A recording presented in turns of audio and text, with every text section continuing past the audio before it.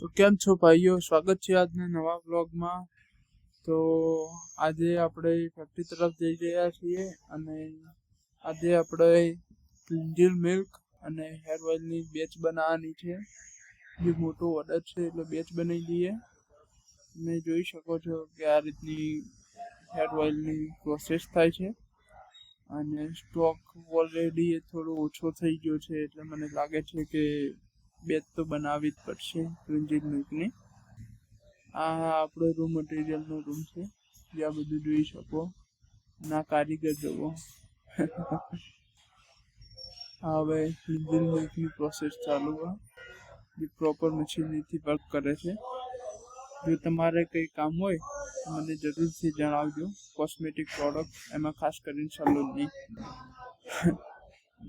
હવે આને એક બેરલ લઈ જતા મજા આવે